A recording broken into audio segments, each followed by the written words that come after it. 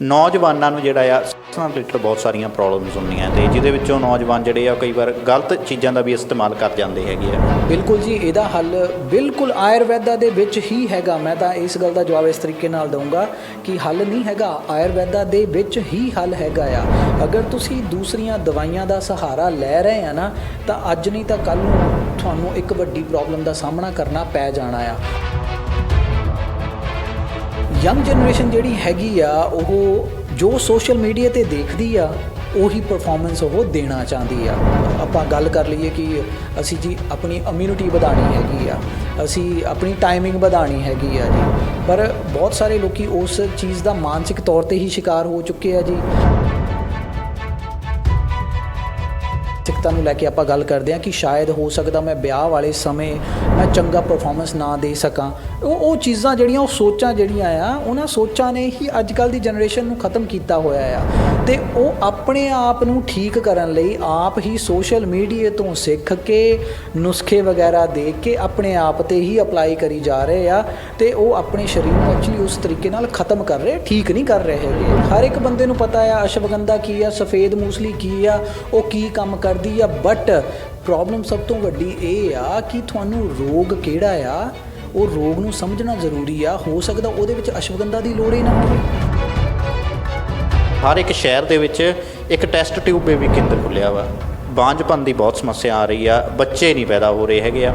ਕੁਦਰਤੀ ਤਰੀਕੇ ਦੇ ਨਾਲ ਅਸੀਂ ਬਿਮਾਰ ਹੋ ਜਾਂਦੇ ਆ, ਤਾਂ ਮੇਰੇ ਹਿਸਾਬ ਨਾਲ ਉਹਨੂੰ ਕੁਦਰਤੀ ਤਰੀਕੇ ਨਾਲ ਠੀਕ ਕੀਤਾ ਵੀ ਜਾ ਸਕਦਾ ਆ। ਅੱਜ ਕੱਲ੍ਹ ਦੀਆਂ ਜਿਹੜੀਆਂ ਕੁੜੀਆਂ ਹੈਗੀਆਂ ਆ, ਲੇਡੀਜ਼ ਹੈਗੀਆਂ ਆ, ਆਪਣੀ ਡਾਈਟ ਨੂੰ ਲੈ ਕੇ ਇੰਨਾ ਕੁ ਉਹ ਕੌਨਸ਼ੀਅਸ ਹੈਗੀਆਂ ਆ ਕਿ ਐਕਚੁਅਲ ਦੇ ਵਿੱਚ ਉਹਨਾਂ ਨੂੰ ਡਾਈਟ ਲੈਣੀ ਕਿਹੜੀ ਚਾਹੀਦੀ ਉਹ ਸਮਝਦੀਆਂ ਹੀ ਨਹੀਂ ਹੈਗੀਆਂ। ਮਤਲਬ ਉਹਨਾਂ ਨੂੰ ਸਮਝ ਹੀ ਨਹੀਂ ਹੈਗੀ ਕਿ ਕਿਹੜੀ ਚੀਜ਼ ਉਹਨਾਂ ਲਈ ਚੰਗੀ ਆ ਜਾਂ ਕਿਹੜੀ ਚੀਜ਼ ਉਹਨਾਂ ਲਈ ਮਾੜੀ ਹੈਗੀ। ਸੋ ਲੀਵਰ ਦੀ ਤੰਦਰੁਸਤੀ ਜ਼ਰੂਰੀ। ਕੋਈ ਵੀ ਚੀਜ਼ ਆਪਾਂ ਖਾਂਦੇ ਆ, ਉਹ ਲੀਵਰ ਦੇ ਥਰੂ ਹੀ ਬਲੱਡ ਦੇ ਵਿੱਚ ਉਹਦੇ ਜਿਹੜੇ ਤੱਤ ਜਿਹੜੇ ਆ ਪਹੁੰਚਦੇ ਆ ਨਾ, ਰਸ ਜੋ ਵੀ ਹੈ ਨਾ ਜਾਂਦੇ ਆ।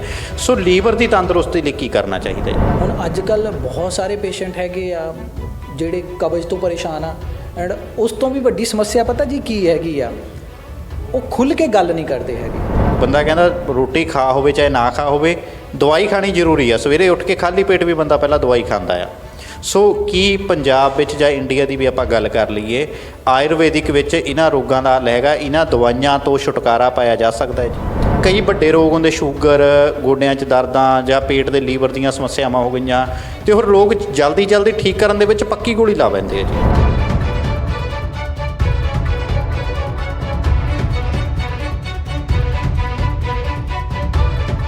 ਸਮਰੱਥ ਆਵਾਜ਼ ਦੇਖ ਰਹੇ ਸਰੋਤਿਆਂ ਦਾ ਇੱਕ ਵਾਰ ਫਿਰ ਤੋਂ ਸਵਾਗਤ ਹੈ ਜੀ। ਮੈਂ ਅਮਨਦੀਪ ਸਿੰਘ ਗੜੀ ਤਾਂ ਹਰ ਨਿੱਤ ਨਵੀਂ ਸਟੋਰੀ ਲੈ ਕੇ ਤੁਹਾਡੇ ਸਾਹਮਣੇ ਹਾਜ਼ਰ ਹੁੰਦੇ ਰਹਿੰਦੇ ਹਾਂ। ਪਰ ਅੱਜ ਇੱਕ ਅਜਿਹੀ ਸਟੋਰੀ, ਅੱਜ ਇੱਕ ਅਜਿਹੇ ਵੀਰ ਦੀ ਸਟੋਰੀ ਲੈ ਕੇ ਆਏ ਹਾਂ ਜਿਹਨੂੰ ਦੇਖ ਕੇ ਇੱਕ ਵਾਰ ਤੁਸੀਂ ਜ਼ਰੂਰ ਸੋਚੋਗੇ ਵੀ ਅਜਿਹਾ ਵੀ ਹੋ ਸਕਦਾ ਆ।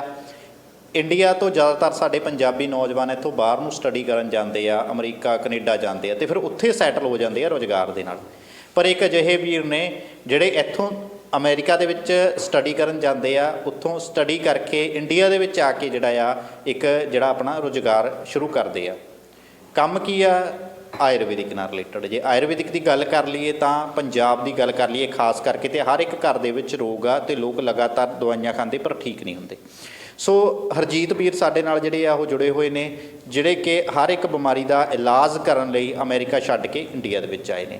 ਸੋ ਗੱਲਬਾਤ ਕਰਦੇ ਉਹਨਾਂ ਦੇ ਨਾਲ, ਲਾਈਫ ਬਾਰੇ ਜਾਣਾਂਗੇ ਉਹਨਾਂ ਦੇ ਨਾਲ, ਅਤੇ ਬਾਹਰਲੇ ਦੇਸ਼ ਵਿੱਚ ਅਤੇ ਪੰਜਾਬ ਜਾਂ ਇੰਡੀਆ ਦੀ ਆਪਾਂ ਗੱਲ ਕਰ ਲਈਏ, ਇਹਨਾਂ ਨੂੰ ਕਿਉਂ ਜਿਹੜਾ ਉਹਨਾਂ ਨੇ ਪ੍ਰਫੁੱਲਿਤ ਕਰਨ ਦੀ ਜਿਹੜੀ ਆ ਉਹਨਾਂ ਨੇ ਗੱਲ ਰੱਖੀ ਹੈ ਕਿ ਇੰਡੀਆ ਦੇ ਵਿੱਚ ਆਯੁਰਵੈਦਿਕ ਨੂੰ ਪ੍ਰਫੁੱਲਿਤ ਕੀਤਾ ਜਾਵੇ। ਸੋ ਸਵਾਗਤ ਹੈ ਹਰਜੀਤ ਸਿੰਘ ਜੀ ਸਾਡੇ ਚੈਨਲ ਉੱਤੇ ਜੀ। Thank you sir, thank you ਜੀ। ਹੋਰ ਸਰ ਠੀਕ ਹੋ ਜੀ? ਬਹੁਤ ਵਧੀਆ, ਤੁਸੀਂ ਦੱਸੋ? ਸਰ ਵੈਸੇ ਤਾਂ ਸਭ ਤੋਂ ਪਹਿਲਾਂ ਮੇਰਾ ਸਵਾਲ ਇਹੀ ਹੈ ਕਿ ਬੜੀ ਖੁਸ਼ੀ ਵੀ ਹੈ ਇਸ ਗੱਲ ਦੀ ਅਤੇ ਬੜੀ ਹੈਰਾਨੀ ਵੀ ਹੋ ਰਹੀ ਹੈ ਕਿ ਜਿੱਥੇ ਹਜ਼ਾਰਾਂ ਦੀ ਗਿਣਤੀ ਵਿੱਚ ਨੌਜਵਾਨ ਅਮਰੀਕਾ ਕੈਨੇਡਾ ਜਾਂਦੇ ਆ ਕੰਮ ਕਰਨ ਦੇ ਲਈ ਅਤੇ ਉੱਥੇ ਸੈਟਲ ਹੋ ਜਾਂਦੇ ਆ, ਅਤੇ ਤੁਸੀਂ ਉੱਥੋਂ ਸਟੱਡੀ ਕਰਕੇ ਇੰਡੀਆ ਵਾਪਸੀ ਕਰ ਲਈ, ਤਾਂ ਬੜਾ ਹੀ ਹੈਰਾਨੀਜਨਕ ਇਹ ਸਵਾਲ ਹੈਗਾ ਜੀ। ਦੇਖੋ, ਇਹ ਹੈਰਾਨੀਜਨਕ ਸਵਾਲ ਜ਼ਰੂਰ ਹੈਗਾ ਆ, ਬਟ ਹਰ ਇੱਕ ਇਨਸਾਨ ਆਪਣੀ ਸੋਚ ਦੇ ਮੁਤਾਬਿਕ ਕੰਮ ਕਰਦਾ ਹੈਗਾ ਆ। ਉਹਦੀ ਸੋਚ ਉਹਨੂੰ ਕਿੰਨਾ ਕੁ ਅੱਗੇ ਲੈ ਕੇ ਜਾ ਸਕਦੀ ਹੈਗੀ ਹੈ, ਜਾਂ ਉਹਦੀ ਸੋਚ ਉਹਨੂੰ ਕਿੰਨਾ ਕੁ ਪਿੱਛੇ ਲੈ ਕੇ ਆ ਸਕਦੀ ਹੈਗੀ ਹੈ। ਸੋ ਇੱਕ ਬੰਦੇ ਦੀ ਸਕਸੈਸ ਐਂਡ ਉਹਦੀ ਜਿਹੜੀ ਹਾਰ ਹੁੰਦੀ ਹੈ, ਮਤਲਬ ਜਿੱਤ ਕਹਿ ਲਓ ਜਾਂ ਹਾਰ ਕਹਿ ਲਓ, ਉਹਦੇ ਪਿੱਛੇ ਉਹਦੀ ਸੋਚ ਦਾ ਬਹੁਤ ਵੱਡਾ ਇੱਕ ਹੱਥ ਹੁੰਦਾ ਆ। ਸੋ ਹਰ ਬੰਦਾ ਆਪਣੀ ਸੋਚ ਦੇ ਮੁਤਾਬਿਕ ਦੌੜਨ ਲੱਗਾ ਹੋਇਆ ਹੈ ਜੀ। ਕਿਸੇ ਦੀ ਸੋਚ ਹੈਗੀ ਆ ਕਿ ਆਪਾਂ ਇੱਥੇ ਸੈੱਟ ਹੋਣਾ ਆ, ਕਿਸੇ ਦੀ ਸੋਚ ਹੈਗੀ ਆ ਕਿ ਆਪਾਂ ਉੱਥੇ ਸੈੱਟ ਹੋਣਾ ਆ। ਸੋ ਆਪਣੀ ਆਪਣੀ ਸੋਚ ਦੇ ਮੁਤਾਬਿਕ ਜਿਹੜਾ ਉਹ ਲੱਗੇ ਹੈਗੇ ਆ। ਅਤੇ ਮੇਰੀ ਜਿਹੜੀ ਸੋਚ ਆ ਉਹ ਇਹ ਆ ਕਿ ਅਗਰ ਜਿੱਥੋਂ ਦੇ ਆਪਾਂ ਜੰਮ-ਪਲ ਹੈਗੇ ਆ, ਜਿਹਨੇ ਸਾਨੂੰ ਸਾਡਾ ਇੱਕ ਆਇਡੈਂਟੀਟੀ ਦਿੱਤੀ ਹੈਗੀ ਆ, ਅਗਰ ਉੱਥੇ ਦੀ ਸੁਸਾਇਟੀ ਨੂੰ ਆਪਾਂ ਕੁਛ ਵਾਪਸ ਕਰ ਸਕੀਏ ਤਾਂ ਮੇਰੇ ਹਿਸਾਬ ਨਾਲ ਇਸ ਤੋਂ ਵੱਧ ਕੇ ਕੋਈ ਵੱਡਾ ਕਰਮ ਨਹੀਂ ਹੋਣਾ ਹੈਗਾ। ਜੀ ਜੀ ਸਰ, ਗੱਲ ਕਰ ਲਈਏ ਆਯੁਰਵੈਦਿਕ ਦੀ, ਕਿਉਂਕਿ ਮੈਂ ਮੇਨ ਟੌਪਿਕ 'ਤੇ ਆਉਣਾ ਚਾਹੂੰਗਾ। ਪੰਜਾਬ ਦੇ ਵਿੱਚ ਖਾਸ ਕਰਕੇ ਇਹ ਹਾਲਾਤ ਆ, ਘਰ ਵਿੱਚ ਡਾਈਨਿੰਗ ਟੇਬਲ ਪਿਆ ਆ, ਫਰਿੱਜਾਂ ਪਈਆਂ ਆ, ਬੈੱਡ ਪਏ ਹੋਏ ਨੇ, ਹੈ ਨਾ, ਢੋਆਂ ਆ ਉਹਨਾਂ ਦੀਆਂ, ਉਹਨਾਂ ਉੱਤੇ ਦੇਖਿਆ ਜਾਂਦਾ ਕਿ ਦਵਾਈਆਂ ਦੇ ਢੇਰ ਲੱਗੇ ਹੁੰਦੇ ਆ। ਸਮਾਂ ਅਜਿਹਾ ਆ, ਬੰਦਾ ਕਹਿੰਦਾ ਰੋਟੀ ਖਾ ਹੋਵੇ ਚਾਹੇ ਨਾ ਖਾ ਹੋਵੇ, ਦਵਾਈ ਖਾਣੀ ਜ਼ਰੂਰੀ ਆ। ਸਵੇਰੇ ਉੱਠ ਕੇ ਖਾਲੀ ਪੇਟ ਵੀ ਬੰਦਾ ਪਹਿਲਾਂ ਦਵਾਈ ਖਾਂਦਾ ਆ। ਸੋ ਕੀ ਪੰਜਾਬ ਵਿੱਚ ਜਾਂ ਇੰਡੀਆ ਦੀ ਵੀ ਆਪਾਂ ਗੱਲ ਕਰ ਲਈਏ, ਆਯੁਰਵੈਦਿਕ ਵਿੱਚ ਇਹਨਾਂ ਰੋਗਾਂ ਦਾ ਹੱਲ ਹੈਗਾ, ਇਹਨਾਂ ਦਵਾਈਆਂ ਤੋਂ ਛੁਟਕਾਰਾ ਪਾਇਆ ਜਾ ਸਕਦਾ ਹੈ ਜੀ? ਬਿਲਕੁਲ ਜੀ, ਛੁਟਕਾਰਾ ਆਯੁਰਵੈਦਾ ਦੇ ਵਿੱਚ ਬਿਲਕੁਲ ਪਾਇਆ ਜਾ ਸਕਦਾ ਆ। ਅਗਰ ਆਪਾਂ ਆਪਣੇ ਪਿਛਲੇ ਸਮੇਂ ਦੀ ਗੱਲ ਕਰ ਲਈਏ ਤਾਂ ਸਾਰਾ ਕੁਝ ਜਿਹੜਾ ਹੈਗਾ ਆ, ਜਿਹਦੇ ਵਿੱਚ ਤੁਸੀਂ ਕਹਿ ਲਓ ਕਿ ਸ਼ੂਗਰ ਹੈਗਾ ਆ, BP ਹੈਗਾ ਆ, ਕੋਲੈਸਟਰੋਲ ਹੈਗਾ ਆ, ਦਿਲ ਦੇ ਨਸਾਂ ਦੀ ਬਲੋਕੇਜ ਹੋ ਜਾਂਦੀ ਹੈਗੀ ਆ, ਜਾਂ ਤੁਸੀਂ ਮਰਦਾਨਾ ਤਾਕਤ ਦੀ ਗੱਲ ਕਰ ਲੈਂਦੇ ਹੈਗੇ ਆ, ਜਿਹਦੇ ਨਾਲ ਅੱਜ ਕੱਲ੍ਹ ਦੀ ਜਨਰੇਸ਼ਨ ਸਭ ਤੋਂ ਵੱਡਾ ਸਾਹਮਣਾ ਕਰ ਰਹੀ ਹੈਗੀ ਆ। ਅਤੇ ਹਰ ਇੱਕ ਬਿਮਾਰੀ ਦਾ ਆਯੁਰਵੈਦਾ ਦੇ ਵਿੱਚ ਹੱਲ ਹੈਗਾ ਆ, ਸੰਭਵ ਹੋ ਸਕਦਾ ਆ ਇਹ। ਪਰ ਉਹਦੇ ਲਈ ਇੱਕ ਗੱਲ ਨਾਲ ਦੀ ਨਾਲ ਇਹ ਜ਼ਰੂਰ ਹੈਗੀ ਆ ਕਿ ਤੁਹਾਨੂੰ ਥੋੜ੍ਹਾ ਜਿਹਾ ਆਯੁਰਵੈਦਾ ਦੇ ਨਾਲ ਸਬਰ ਰੱਖ ਕੇ ਚੱਲਣਾ ਪੈਂਦਾ ਹੈਗਾ, ਕਿਉਂਕਿ ਜਿਹੜਾ ਦੇਸੀ ਇਲਾਜ ਹੁੰਦਾ ਨਾ ਜੀ, ਉਹ ਹੌਲੀ ਹੌਲੀ ਕੰਮ ਕਰਦਾ ਆ। ਜੇ ਕਹਿ ਲਓ ਕਿ ਤੁਹਾਨੂੰ ਹੁਣ ਪੈਰਾਸੀਟਾਮੋਲ ਖਾਧੀ ਅਤੇ ਅਗਲੇ 5 ਮਿੰਟ ਦਾ ਵਿੱਚ ਸਿਰ ਦਰਦ ਗਾਇਬ, ਤਾਂ ਆਯੁਰਵੈਦਾ ਦੇ ਵਿੱਚ ਇਹ ਚੀਜ਼ ਨਹੀਂ ਹੈਗੀ। ਆਯੁਰਵੈਦਿਕ ਜਿਹੜੀ ਵਿਧੀ ਆ ਉਹ ਹੌਲੀ ਹੌਲੀ ਤੁਹਾਡੇ ਸਰੀਰ ਨੂੰ ਡਿਟੌਕਸੀਫਾਈ ਕਰਦੀ ਆ। ਤੁਹਾਡਾ ਜਿਹੜਾ ਜਿੱਥੋਂ ਰੋਗ ਸ਼ੁਰੂ ਹੁੰਦੇ ਆ, ਸਾਡੀ ਜਿਹੜੀ ਪ੍ਰਵਿਰਤੀ ਹੈਗੀ ਆ, ਬਾਤ, ਪਿੱਤ ਜਾਂ ਕਫ, 3 ਦੋਸ਼ ਹੁੰਦੇ ਆ ਸਾਡੇ ਸਰੀਰ ਦੇ। ਜਦੋਂ ਇਹ ਅਨਬੈਲੈਂਸ ਹੁੰਦੇ ਆ ਤਾਂ ਉਦੋਂ ਹੀ ਅਸੀਂ ਰੋਗਾਂ ਦਾ ਸਾਹਮਣਾ ਕਰਦੇ ਹਾਂ। ਸੋ ਆਯੁਰਵੈਦਿਕ ਦੇ ਵਿੱਚ ਜਿੰਨੀਆਂ ਵੀ ਦਵਾਈਆਂ ਬਣੀਆਂ ਹੈਗੀਆਂ ਆ, ਉਹ ਰੋਗਾਂ ਨੂੰ ਠੀਕ ਕਰਨ ਦੇ ਵਿੱਚ ਸੰਭਵ ਹੈਗੀਆਂ ਆ। ਆਪਾਂ ਬਾਤ, ਪਿੱਤ, ਕਫ, ਜਿਹੜੇ ਇਹ 3 ਦੋਸ਼ ਹੈਗੇ ਆ, ਇਹਨਾਂ ਨੂੰ ਆਪਾਂ ਆਯੁਰਵੈਦ ਦੇ ਜ਼ਰੀਏ ਇਹਨਾਂ ਨੂੰ ਬੈਲੈਂਸ ਕਰਨ ਦੀ ਕੋਸ਼ਿਸ਼ ਕਰਦੇ ਹਾਂ, ਤਾਂ ਕਿ ਤੁਸੀਂ ਬਾਕੀ ਜਿਹੜੀਆਂ ਦਵਾਈਆਂ ਖਾ ਰਹੇ ਆ ਉਹਨਾਂ ਤੋਂ ਬਚੋ। ਸਭ ਤੋਂ ਵੱਡੀ ਗੱਲ ਜੋ ਅਸੀਂ ਨੋਟਿਸ ਕੀਤਾ, ਖਾਸ ਕਰਕੇ ਮੈਂ, ਦੇਖੋ ਸਰੀਰਿਕ ਅਗਰ ਰੋਗ ਹੈਗਾ ਆ, 100 ਰੋਗ ਆ ਤਾਂ 100 ਡਾਕਟਰ ਵੀ ਉਹਦਾ ਮਿਲ ਜਾਣਾ ਹੈਗਾ ਆ, ਠੀਕ ਹੈ, 100 ਦਵਾਈਆਂ ਮਿਲ ਜਾਣੀਆਂ ਹੈਗੀਆਂ। ਬਟ ਅਗਰ ਤੁਸੀਂ ਮਾਨਸਿਕ ਤੌਰ 'ਤੇ ਬਿਮਾਰ ਹੋ ਗਏ ਤਾਂ ਉਹਦਾ ਕੋਈ ਇਲਾਜ ਨਹੀਂ ਹੈਗਾ, ਉਹਦੇ ਲਈ ਕੋਈ ਦਵਾਈ ਨਹੀਂ ਹੈਗੀ। ਸੋ ਸਾਡੇ ਜਿਹੜੇ ਲੋਕ ਆ, ਉਹ ਮੈਨੂੰ ਜੋ ਫੀਲ ਹੋਇਆ, ਮਾਨਸਿਕ ਤੌਰ 'ਤੇ ਜ਼ਿਆਦਾ ਬਿਮਾਰ ਆ। ਸਰ ਹਾਂਜੀ ਬਿਲਕੁਲ, ਸੌਰੀ ਮੈਂ ਵਿੱਚ ਟੋਕ ਰਿਹਾ ਕਿ ਇਹ ਗੱਲ ਤੁਸੀਂ ਬਹੁਤ ਵਧੀਆ ਕਹੀ, ਕਿਉਂਕਿ ਅਸਲ 'ਚ ਕੀ ਹੁੰਦਾ ਕਿ ਚਾਹੇ ਮੇਰੇ ਨਾਲ ਵੀ ਖੁਦ ਇੱਦਾਂ ਹੋਇਆ ਕਿ ਕੋਈ ਵੀ ਮੈਨੂੰ ਪ੍ਰੋਬਲਮ ਆਉਂਦੀ ਆ, ਜਾਂ ਮੰਨ ਲਓ ਸਿਰ ਦੁਖਣ ਲੱਗ ਪਿਆ, ਬੁਖਾਰ ਚੜ੍ਹ ਗਿਆ ਨਾ, ਤਾਂ ਮੈਂ ਚਾਹੁੰਦਾ ਵੀ ਇੱਕਦਮ ਦਵਾਈ ਖਾ ਲਵਾਂ ਅਤੇ ਹੁਣ ਮੈਂ ਛੇਤੀ ਛੇਤੀ ਠੀਕ ਹੋ ਜਾਵਾਂ, ਹੈ ਨਾ ਜੀ। ਸੋ ਕਈ ਵੱਡੇ ਰੋਗ ਹੁੰਦੇ, ਸ਼ੂਗਰ, ਗੋਡਿਆਂ 'ਚ ਦਰਦਾਂ, ਜਾਂ ਪੇਟ ਦੇ ਲੀਵਰ ਦੀਆਂ ਸਮੱਸਿਆਵਾਂ ਹੋ ਗਈਆਂ, ਅਤੇ ਉਹ ਲੋਕ ਜਲਦੀ ਜਲਦੀ ਠੀਕ ਕਰਨ ਦੇ ਵਿੱਚ ਪੱਕੀ ਗੋਲੀ ਲਾ ਪੈਂਦੇ ਆ ਜੀ। ਪੱਕੀ ਗੋਲੀ ਲਾ ਪੈਂਦੇ ਆ ਜੀ, ਇਹੀ ਸਮੱਸਿਆ ਹੈਗੀ ਆ। ਅਤੇ ਹੁਣ ਦੇਖੋ ਮੈਂ ਬਹੁਤ ਸਾਰੇ ਪੇਸ਼ੈਂਟ ਦੇਖਦਾ ਆ ਜੀ, ਉਹ ਸਵੇਰੇ ਸ਼ੂਗਰ ਦੀ ਵੀ ਗੋਲੀ ਖਾਣਗੇ, ਉਹ ਸਵੇਰੇ ਉੱਠਦੇ ਬਲੱਡ ਪ੍ਰੈਸ਼ਰ ਦੀ ਵੀ ਗੋਲੀ ਖਾਣਗੇ। ਅੱਛਾ, ਕੁਛ ਤਾਂ ਇੱਦਾਂ ਦੇ ਹੈਗੇ ਆ ਕਿ ਬਿਨਾਂ ਚੈੱਕ ਕੀਤੇ ਹੀ ਖਾ ਲੈਂਦੇ ਆ, ਮਤਲਬ ਪੱਕਾ ਹੀ ਖਾ ਰਹੇ, ਪਤਾ ਨਹੀਂ ਕਿੰਨੇ ਕਿੰਨੇ ਸਾਲਾਂ ਤੋਂ ਖਾ ਰਹੇ ਆ। ਠੀਕ ਆ ਜੀ, ਡਾਕਟਰ ਨੇ ਦੱਸਿਆ ਸੀਗਾ, ਪਤਾ ਨਹੀਂ ਕਿਹੜੇ ਜ਼ਮਾਨੇ 'ਚ ਦੱਸਿਆ ਸੀਗਾ ਡਾਕਟਰ ਨੇ, ਬਟ ਉਹ ਅੱਜ ਵੀ ਕੰਟੀਨਿਊ ਹੋ ਰਿਹਾ ਆ। ਆਪਾਂ ਦੇਖ ਤਾਂ ਲਈਏ, ਆਪਾਂ ਉਹਨੂੰ ਮਾਨਸਿਕ ਤੌਰ 'ਤੇ ਨਾ ਆਪਾਂ ਰੋਗੀ ਹੋ ਜਾਈਏ। ਮੇਰੀ ਸਭ ਤੋਂ ਵੱਡੀ ਇੱਕ ਕੋਸ਼ਿਸ਼ ਆ ਕਿ ਮੈਂ ਲੋਕਾਂ ਨੂੰ ਇਹ ਕਹਿ ਸਕਾਂ ਜਾਂ ਉਹਨਾਂ ਨੂੰ ਮਾਰਗਦਰਸ਼ਨ ਦੇ ਸਕਾਂ ਕਿ ਆਪਾਂ ਮਾਨਸਿਕ ਤੌਰ 'ਤੇ ਨਾ ਬਿਮਾਰ ਹੋਈਏ, ਕਿਉਂਕਿ ਜੇ ਤੁਸੀਂ ਮਾਨਸਿਕ ਤੌਰ 'ਤੇ ਬਿਮਾਰ ਹੋਗੇ, ਫਿਰ ਤੁਹਾਡਾ ਠੀਕ ਹੋਣਾ ਸਰੀਰਕ ਤੌਰ 'ਤੇ ਥੋੜ੍ਹਾ ਜਿਹਾ ਅਸੰਭਵ ਹੋ ਜਾਂਦਾ ਆ। ਜੀ ਬਿਲਕੁਲ ਜੀ, ਮਾਨਸਿਕ ਤੌਰ 'ਤੇ ਤੁਸੀਂ ਬਹੁਤ ਵਧੀਆ ਇਹ ਗੱਲ ਕਹੀ ਹੈਗੀ ਕਿ ਆਪਾਂ ਨੂੰ ਜਿਹੜਾ ਹੈ ਕੋਈ ਵੀ ਰੋਗ ਨੂੰ ਦਿਮਾਗ 'ਤੇ ਨਹੀਂ ਲੈਣਾ ਚਾਹੀਦਾ ਆ। ਅਤੇ ਦੂਆ ਨੰਬਰ ਇੱਕ ਮੈਂਟੈਲਿਟੀ ਇਹ ਵੀ ਬਣਾਉਣੀ ਚਾਹੀਦੀ ਕਿ ਰੋਗ ਜਿਹੜਾ ਹੌਲੀ ਹੌਲੀ ਆਯੁਰਵੈਦਿਕ ਦੇ ਵਿੱਚ ਠੀਕ ਵੀ ਹੋ ਸਕਦਾ। ਸੋ ਅਗਲੇ ਸਵਾਲ ਵੱਲ ਆਪਾਂ ਵੱਧਦੇ ਹਾਂ ਅਤੇ ਗੱਲ ਕਰ ਲਈਏ ਨੌਜਵਾਨਾਂ ਦੀ। ਅੱਜ ਕੱਲ੍ਹ ਹੈ ਨਾ ਜੀ, ਨੌਜਵਾਨਾਂ ਨੂੰ ਜਿਹੜਾ ਆ ਸੈਕਸ ਨਾਲ ਰਿਲੇਟਡ ਬਹੁਤ ਸਾਰੀਆਂ ਪ੍ਰੋਬਲਮਸ ਹੁੰਦੀਆਂ, ਅਤੇ ਜਿਹਦੇ ਵਿੱਚੋਂ ਨੌਜਵਾਨ ਜਿਹੜੇ ਆ ਕਈ ਵਾਰ ਗਲਤ ਚੀਜ਼ਾਂ ਦਾ ਵੀ ਇਸਤੇਮਾਲ ਕਰ ਜਾਂਦੇ ਹੈਗੇ ਆ। ਸੋ ਇਹਦਾ ਵੀ ਹੱਲ ਜਿਹੜਾ ਆਯੁਰਵੈਦਿਕ ਦੇ ਵਿੱਚ ਹੈਗਾ ਜੀ? ਬਿਲਕੁਲ ਜੀ, ਇਹਦਾ ਹੱਲ ਬਿਲਕੁਲ ਆਯੁਰਵੈਦਾ ਦੇ ਵਿੱਚ ਹੀ ਹੈਗਾ। ਮੈਂ ਤਾਂ ਇਸ ਗੱਲ ਦਾ ਜਵਾਬ ਇਸ ਤਰੀਕੇ ਨਾਲ ਦਊਂਗਾ ਕਿ ਹੱਲ ਨਹੀਂ ਹੈਗਾ, ਆਯੁਰਵੈਦਾ ਦੇ ਵਿੱਚ ਹੀ ਹੱਲ ਹੈਗਾ ਆ। ਅਗਰ ਤੁਸੀਂ ਦੂਸਰੀਆਂ ਦਵਾਈਆਂ ਦਾ ਸਹਾਰਾ ਲੈ ਰਹੇ ਆ ਨਾ, ਤਾਂ ਅੱਜ ਨਹੀਂ ਤਾਂ ਕੱਲ੍ਹ ਨੂੰ ਤੁਹਾਨੂੰ ਇੱਕ ਵੱਡੀ ਪ੍ਰੋਬਲਮ ਦਾ ਸਾਹਮਣਾ ਕਰਨਾ ਪੈ ਜਾਣਾ ਆ। ਸੋ ਥੋੜ੍ਹਾ ਜਿਹਾ ਆਪਾਂ ਜਿਹੜੀ ਇਹ ਨੱਠ ਭੱਜ ਵਾਲੀ ਜ਼ਿੰਦਗੀ ਹੈ ਨਾ, ਥੋੜ੍ਹਾ ਜਿਹਾ ਇਹਦੇ ਵਿੱਚ ਠਹਿਰਾਓ ਲੈ ਕੇ ਆਈਏ। ਆਪਾਂ ਆਪਣੇ ਸਰੀਰ ਨੂੰ ਸਮਝੀਏ, ਆਪਾਂ ਆਪਣੇ ਰੋਗ ਨੂੰ ਸਮਝੀਏ, ਉਹ ਰੋਗ ਕਿਉਂ ਪੈਦਾ ਹੋਇਆ ਉਹਨੂੰ ਸਮਝੀਏ। ਜੇ ਉਹ ਸਮਝ ਕੇ ਆਪਾਂ ਆਯੁਰਵੈਦ ਦੇ ਨਾਲ ਜੁੜ ਕੇ ਆਯੁਰਵੈਦਾ ਨੂੰ ਇਸਤੇਮਾਲ ਕਰਾਂਗੇ ਤਾਂ ਮੈਨੂੰ ਨਹੀਂ ਲੱਗਦਾ ਕਿ ਤੁਹਾਨੂੰ ਕਿਸੇ ਹੋਰ ਦਰਵਾਜ਼ੇ ਨੂੰ ਖੜਕਾਉਣ ਦੀ ਜ਼ਰੂਰਤ ਪੈਣੀ ਆ। ਹੁਣ ਤੁਸੀਂ ਗੱਲ ਕਰਦੇ ਆ ਯੰਗ ਜਨਰੇਸ਼ਨ ਦੀ। ਯੰਗ ਜਨਰੇਸ਼ਨ ਜਿਹੜੀ ਹੈਗੀ ਆ, ਉਹ ਆਪਣਾ 95% ਜਿਹੜਾ ਸਮਾਂ ਆ ਉਹ ਸੋਸ਼ਲ ਮੀਡੀਆ ਨੂੰ ਦਿੰਦੀ ਆ। ਜੋ ਸੋਸ਼ਲ ਮੀਡੀਆ 'ਤੇ ਦੇਖਦੀ ਆ ਉਹੀ ਪਰਫੋਰਮੈਂਸ ਉਹ ਦੇਣਾ ਚਾਹੁੰਦੀ ਆ। ਐਂਡ ਇਹ ਵੀ ਤੁਹਾਨੂੰ ਪਤਾ ਕਿ ਇਹ ਵੀ ਜਿਹੜੀਆਂ ਚੀਜ਼ਾਂ ਹੈ ਦਿਖਾਈਆਂ ਜਾ ਰਹੀਆਂ ਹੈਗੀਆਂ ਆ। ਮਤਲਬ ਅਗਰ ਆਪਾਂ ਗੱਲ ਕਰ ਲਈਏ ਕਿ ਅਸੀਂ ਜੀ ਆਪਣੀ ਇਮਿਊਨਿਟੀ ਵਧਾਉਣੀ ਹੈਗੀ ਆ, ਅਸੀਂ ਆਪਣੀ ਟਾਈਮਿੰਗ ਵਧਾਉਣੀ ਹੈਗੀ ਆ ਜੀ, ਪਰ ਬਹੁਤ ਸਾਰੇ ਲੋਕ ਉਸ ਚੀਜ਼ ਦਾ ਮਾਨਸਿਕ ਤੌਰ 'ਤੇ ਹੀ ਸ਼ਿਕਾਰ ਹੋ ਚੁੱਕੇ ਆ ਜੀ ਕਿ ਮੇਰੇ 'ਚ ਉਹ ਮਤਲਬ ਕਿ ਇੱਕ ਮਾਨਸਿਕਤਾ ਨੂੰ ਲੈ ਕੇ ਆਪਾਂ ਗੱਲ ਕਰਦੇ ਹਾਂ ਕਿ ਸ਼ਾਇਦ ਹੋ ਸਕਦਾ ਮੈਂ ਵਿਆਹ ਵਾਲੇ ਸਮੇਂ ਮੈਂ ਚੰਗਾ ਪਰਫੋਰਮੈਂਸ ਨਾ ਦੇ ਸਕਾਂ। ਉਹ ਚੀਜ਼ਾਂ ਜਿਹੜੀਆਂ, ਉਹ ਸੋਚਾਂ ਜਿਹੜੀਆਂ ਆ, ਉਹਨਾਂ ਸੋਚਾਂ ਨੇ ਹੀ ਅੱਜ ਕੱਲ੍ਹ ਦੀ ਜਨਰੇਸ਼ਨ ਨੂੰ ਖ਼ਤਮ ਕੀਤਾ ਹੋਇਆ ਆ। ਅਤੇ ਉਹ ਆਪਣੇ ਆਪ ਨੂੰ ਠੀਕ ਕਰਨ ਲਈ ਆਪ ਹੀ ਸੋਸ਼ਲ ਮੀਡੀਆ ਤੋਂ ਸਿੱਖ ਕੇ ਨੁਸਖੇ ਵਗੈਰਾ ਦੇਖ ਕੇ ਆਪਣੇ ਆਪ 'ਤੇ ਹੀ ਅਪਲਾਈ ਕਰੀ ਜਾ ਰਹੇ ਆ, ਅਤੇ ਉਹ ਆਪਣੇ ਸਰੀਰ ਨੂੰ ਐਕਚੁਅਲੀ ਉਸ ਤਰੀਕੇ ਨਾਲ ਖ਼ਤਮ ਕਰ ਰਹੇ, ਠੀਕ ਨਹੀਂ ਕਰ ਰਹੇ ਹੈਗੇ। ਜਿਵੇਂ ਅਸ਼ਵਗੰਧਾ ਜਾਂ ਸਫੇਦ ਮੂਸਲੀ, ਕੁਛ ਅਜਿਹੀਆਂ ਜੜੀ ਬੂਟੀਆਂ ਆਪ ਵੀ ਲੋਕ ਨੌਜਵਾਨ ਕਈ ਵਾਰ ਆਪਣੇ ਆਪ ਇਸਤੇਮਾਲ ਕਰ ਹੋ ਗਈਆਂ ਜੀ। ਹਰ ਇੱਕ ਬੰਦੇ ਨੂੰ ਪਤਾ ਆ ਅਸ਼ਵਗੰਧਾ ਕੀ ਆ, ਸਫੇਦ ਮੂਸਲੀ ਕੀ ਆ, ਉਹ ਕੀ ਕੰਮ ਕਰਦੀ ਆ। ਬਟ ਪ੍ਰੋਬਲਮ ਸਭ ਤੋਂ ਵੱਡੀ ਇਹ ਆ ਕਿ ਤੁਹਾਨੂੰ ਰੋਗ ਕਿਹੜਾ ਆ, ਉਹ ਰੋਗ ਨੂੰ ਸਮਝਣਾ ਜ਼ਰੂਰੀ ਆ। ਹੋ ਸਕਦਾ ਉਹਦੇ ਵਿੱਚ ਅਸ਼ਵਗੰਧਾ ਦੀ ਲੋੜ ਹੀ ਨਾ ਹੋਵੇ, ਹੋ ਸਕਦਾ ਉਹਦੇ ਵਿੱਚ ਸਫੇਦ ਮੂਸਲੀ ਦੀ ਲੋੜ ਹੀ ਨਾ ਹੋਵੇ। ਸੋ ਪ੍ਰੋਬਲਮ ਨੂੰ ਸਮਝ ਕੇ ਜੇ ਆਪਾਂ ਹੱਲ ਕਰਾਂਗੇ ਆਯੁਰਵੈਦ ਤਰੀਕੇ ਦੇ ਨਾਲ, ਤਾਂ ਕਿਸੇ ਵੀ ਪ੍ਰੋਬਲਮ ਨੂੰ ਠੀਕ ਕੀਤਾ ਜਾ ਸਕਦਾ ਹੈ ਜੀ। ਬਾਈ ਇੱਕ ਮੇਰਾ ਹੋਰ ਸਵਾਲ ਆ, ਜਿਹੜਾ ਅੱਜ ਦੇ ਪੰਜਾਬ ਦੀ ਗੰਭੀਰ ਸਮੱਸਿਆ ਹੈਗੀ ਆ, ਕਿਉਂਕਿ ਪੰਜਾਬ ਦੇ ਵਿੱਚ ਹਸਪਤਾਲ ਹਰ ਇੱਕ ਸ਼ਹਿਰ ਦੇ ਵਿੱਚ ਇੱਕ ਟੈਸਟ ਟਿਊਬ ਬੇਬੀ ਕੇਂਦਰ ਖੁੱਲ੍ਹਿਆ ਵਾ। ਬਾਂਝਪਨ ਦੀ ਬਹੁਤ ਸਮੱਸਿਆ ਆ ਰਹੀ ਆ, ਬੱਚੇ ਨਹੀਂ ਪੈਦਾ ਹੋ ਰਹੇ ਹੈਗੇ ਆ। ਸੋ ਅਜਿਹੀ ਸਮੱਸਿਆ ਦਾ ਹੱਲ ਵੀ ਜਿਹੜਾ ਹੈਗਾ ਜੀ। ਬਿਲਕੁਲ ਜੀ। ਦੇਖੋ ਬਾਂਝਪਨ ਦੀ ਸਮੱਸਿਆ, ਦੇਖੋ ਅਗਰ ਕੁਦਰਤ ਨੇ ਸਾਨੂੰ ਕੋਈ ਜੋ ਸਾਡਾ ਮੰਨਣਾ ਹੈਗਾ, ਅਗਰ ਕੁਦਰਤੀ ਤਰੀਕੇ ਦੇ ਨਾਲ ਅਸੀਂ ਬਿਮਾਰ ਹੋ ਜਾਂਦੇ ਆ ਤਾਂ ਮੇਰੇ ਹਿਸਾਬ ਨਾਲ ਉਹਨੂੰ ਕੁਦਰਤੀ ਤਰੀਕੇ ਨਾਲ ਠੀਕ ਕੀਤਾ ਵੀ ਜਾ ਸਕਦਾ ਆ। ਹੁਣ ਕੁਛ ਸਾਡਾ ਖਾਣ ਪੀਣ ਜਾਂ ਕੁਛ ਸਾਡੀਆਂ ਗਲਤ ਹਰਕਤਾਂ ਜਿਨ੍ਹਾਂ ਕਰਕੇ ਸਾਨੂੰ ਇਹਨਾਂ ਸਮੱਸਿਆਵਾਂ ਦਾ ਸਾਹਮਣਾ ਕਰਨਾ ਪੈਂਦਾ ਆ, ਜਾਂ ਅੱਜ ਕੱਲ੍ਹ ਦੀਆਂ ਜਿਹੜੀਆਂ ਕੁੜੀਆਂ ਹੈਗੀਆਂ ਆ, ਲੇਡੀਜ਼ ਹੈਗੀਆਂ ਆ, ਉਹ ਆਪਣੀ ਮਤਲਬ ਆਪਣੀ ਡਾਈਟ ਨੂੰ ਲੈ ਕੇ ਇੰਨਾ ਕੁ ਉਹ ਕੌਨਸ਼ੀਅਸ ਹੈਗੀਆਂ ਆ ਕਿ ਐਕਚੁਅਲ ਦੇ ਵਿੱਚ ਉਹਨਾਂ ਨੂੰ ਡਾਈਟ ਲੈਣੀ ਕਿਹੜੀ ਚਾਹੀਦੀ ਉਹ ਸਮਝਦੀਆਂ ਹੀ ਨਹੀਂ ਹੈਗੀਆਂ। ਮਤਲਬ ਉਹਨਾਂ ਨੂੰ ਸਮਝ ਹੀ ਨਹੀਂ ਹੈਗੀ ਕਿ ਕਿਹੜੀ ਚੀਜ਼ ਉਹਨਾਂ ਲਈ ਚੰਗੀ ਆ ਜਾਂ ਕਿਹੜੀ ਚੀਜ਼ ਉਹਨਾਂ ਲਈ ਮਾੜੀ ਹੈਗੀ ਆ।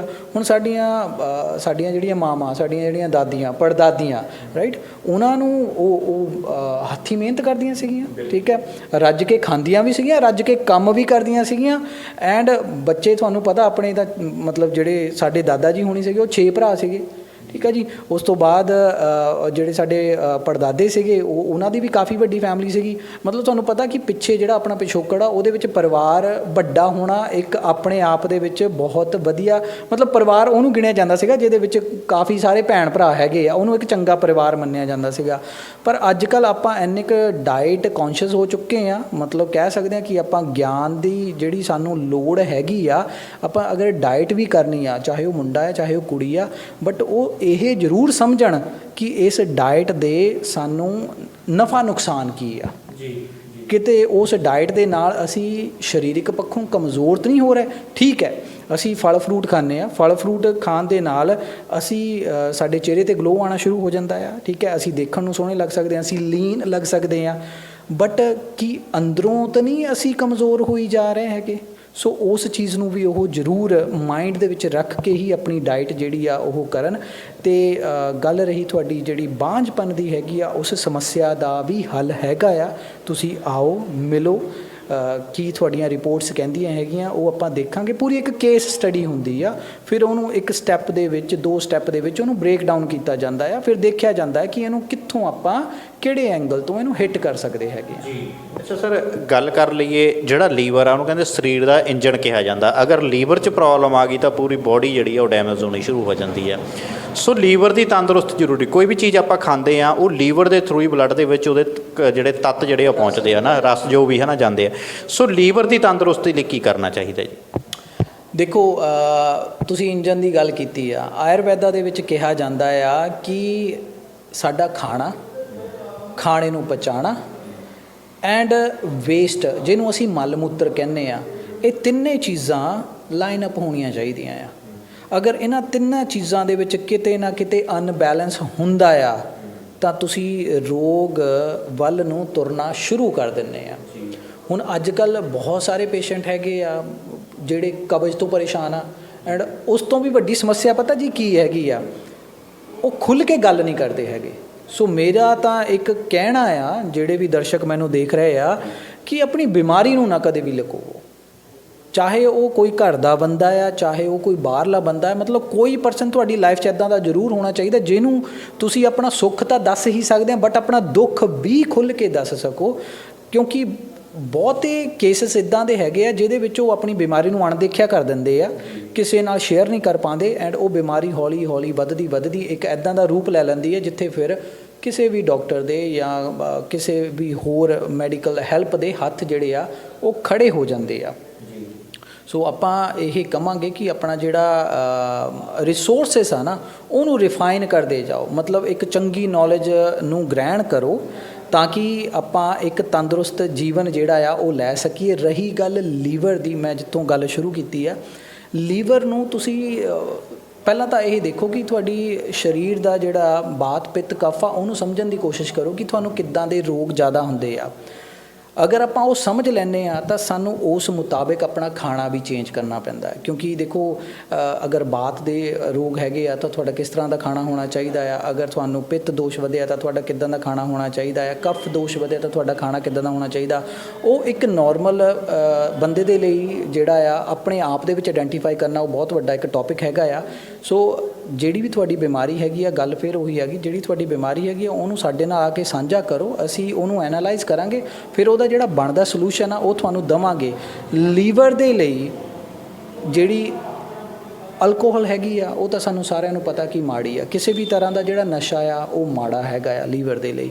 ਅਤੇ ਬਾਕੀ ਤੁਹਾਡਾ ਦੋਸ਼ ਸਮਝ ਕੇ ਕਿੱਦਾਂ ਲੀਵਰ ਨੂੰ ਠੀਕ ਕੀਤਾ ਜਾ ਸਕਦਾ ਆ, ਉਹਦਾ ਹੱਲ ਅਸੀਂ ਜ਼ਰੂਰ ਦੇਵਾਂਗੇ ਜਦੋਂ ਵੀ ਕੋਈ ਵੀ ਪੇਸ਼ੈਂਟ ਸਾਨੂੰ ਆ ਕੇ ਮਿਲੂਗਾ। ਜੀ, ਸਵਾਲ ਫਿਰ ਇੱਥੇ ਇਹੀ ਨਿਕਲਦਾ ਜੀ ਕਿ ਤੁਹਾਨੂੰ ਕਿਵੇਂ ਮਿਲਿਆ ਜਾਵੇ ਜੀ? ਦਰਸ਼ਕ ਤਾਂ ਸਾਡੇ ਦੇਖ ਰਹੇ ਆ ਜੀ। ਦੇਖੋ, ਸਾਡਾ ਜਿਹੜਾ ਕਲੀਨਿਕ ਹੈਗਾ ਹੈ ਜੀ, ਇਹ ਫਗਵਾੜਾ ਨੂੰ ਸਾਰੇ ਜਾਣਦੇ ਹੈਗੇ ਆ।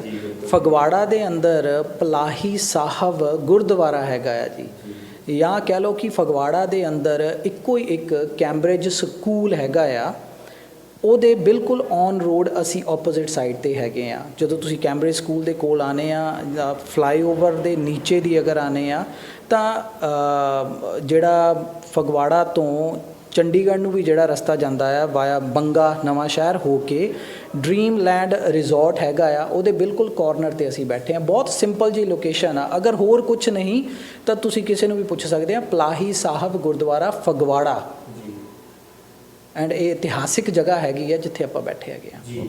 ਸੋ ਤਾਂ ਸਮਾਂ ਦੇਣ ਲਈ ਬਹੁਤ ਬਹੁਤ ਧੰਨਵਾਦ ਜੀ। ਜਾਣਕਾਰੀ ਤੁਸੀਂ ਬਹੁਤ ਵਧੀਆ ਸਾਡੇ ਨਾਲ ਸਾਂਝੀ ਕੀਤੀ, ਉਹਦੇ ਲਈ ਬਹੁਤ ਬਹੁਤ ਤੁਹਾਡਾ ਸ਼ੁਕਰੀਆ ਜੀ। Thank you sir. ਸੋ ਸਾਡੇ ਨਾਲ ਹਰਜੀਤ ਵੀਰ ਜੁੜੇ ਹੋਏ ਸੀਗੇ, ਗੱਲਬਾਤ ਕੀਤੀ ਇਹਨਾਂ ਦੇ ਨਾਲ। ਤਾਂ ਫੋਰਨ ਦੇ ਵਿੱਚ ਸਟੱਡੀ ਕਰਕੇ ਆਉਂਦੇ ਨੇ, ਵਾਪਸ ਆ ਕੇ ਇੱਥੇ ਆਯੁਰਵੇਦਾ ਨੂੰ ਜਿਹੜਾ ਆ ਉਹ ਪ੍ਰਮੋਟ ਕਰਦੇ ਨੇ, ਪ੍ਰਫੁੱਲਤ ਕਰਦੇ ਨੇ, ਕਿਉਂਕਿ ਮੰਨਣਾ ਇਹਨਾਂ ਦਾ ਬਾਹਰਲੇ ਦੇਸ਼ ਵਿੱਚ ਵੀ ਜਿਹੜਾ ਆਯੁਰਵੈਦਿਕ ਦੀ ਜਿਹੜੀ ਮਾਨਤਾ ਬਹੁਤ ਵੱਡੀ ਆ, ਇੰਡੀਆ ਦੇ ਆਯੁਰਵੈਦਿਕ ਦੀ ਖਾਸ ਕਰਕੇ। ਅਤੇ ਉਸੇ ਆਯੁਰਵੈਦਿਕ ਨੂੰ ਇੰਡੀਆ ਦੇ ਵਿੱਚ ਅਗਰ ਇੰਪਲੀਮੈਂਟ ਕੀਤਾ ਜਾਵੇ, ਅਗਰ ਸਾਡੇ ਰੋਗਾਂ ਨੂੰ ਸਮਝ ਕੇ ਉਸ ਨੂੰ ਜਿਹੜਾ ਚੰਗੀ ਤਰ੍ਹਾਂ ਮਾਨਸਿਕ ਤੌਰ 'ਤੇ ਤਿਆਰ ਹੋ ਕੇ ਅਗਰ ਮੈਡੀਸਨ ਸ਼ੁਰੂ ਕੀਤੀ ਜਾਵੇ ਤਾਂ ਰੋਗ ਜਿਹੜੇ ਆ ਉਹ ਜੜ ਤੋਂ ਖਤਮ ਕੀਤੇ ਜਾ ਸਕਦੇ। ਸੋ ਉਮੀਦ ਕਰਦੇ ਹਾਂ ਅੱਜ ਦੀ ਤੁਹਾਨੂੰ ਇਹ ਵੀਡੀਓ ਪਸੰਦ ਆਈ ਹੋਵੇਗੀ। ਇਸ ਨੂੰ ਵੱਧ ਤੋਂ ਵੱਧ ਸ਼ੇਅਰ ਕਰਿਓ ਤਾਂ ਕਿ ਹਰ ਇੱਕ ਉਸ ਪਰਸਨ ਤੱਕ ਇਹ ਵੀਡੀਓ ਪਹੁੰਚੇ ਜਿਹੜਾ ਅੱਜ ਦੇ ਸਮੇਂ ਦੇ ਵਿੱਚ ਅੰਗਰੇਜ਼ੀ ਦਵਾਈਆਂ ਜਾਂ ਫਿਰ ਮੈਡੀਸਨਸ ਖਾ ਕੇ ਜਿਹੜਾ ਉਹ ਦੁਖੀ ਹੈ।